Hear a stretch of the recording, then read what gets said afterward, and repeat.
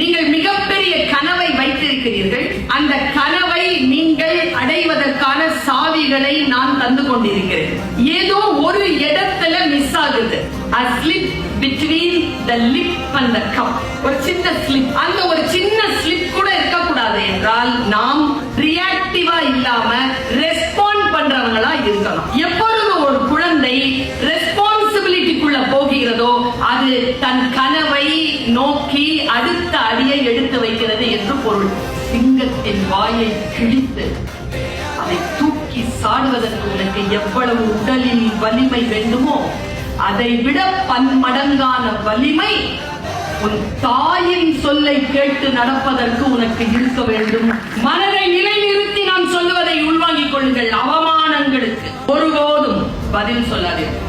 அவமானப்படுத்தப்படுறீங்களா? பதில் சொல்லாதீங்க. என்ன செய்ய தெரியுமா? ஏன் நம்மளை அவமானப்படுத்துறாங்க தெரியுமா? நம்மை சிந்திக்காமல் நாம் செயல்பட வேண்டும் என்பதற்காகத்தான் நம்மை அவமானப்படுத்துகிறோம். சிந்திக்காமல் செயல்பட நம்மை அவமானப்படுத்துகின்ற பொழுது நாம் செய்ய வேண்டிய காரணம் என்ன தெரியுமா? மௌனத்தால் அவர்களுக்கு விரக்தியை ஏற்படுத்து. மௌனத்தால் விரக்தியை ஏற்படுத்து. நீங்கள் வெற்றிகளால் அவர்களுக்கு அதிர்ச்சியை கொடுங்க. வெற்றிகளால் அதிர்ச்சியை கொடுங்க. மௌனத்தால் விரக்தியை ஏற்படுத்து. இதுதான் நம்மை அவமானம் செய்கின்றவர்களுக்கு நாம் செய்யும் பதிலடியை தவிர அதற்கு விளக்கம் தருவது அல்ல.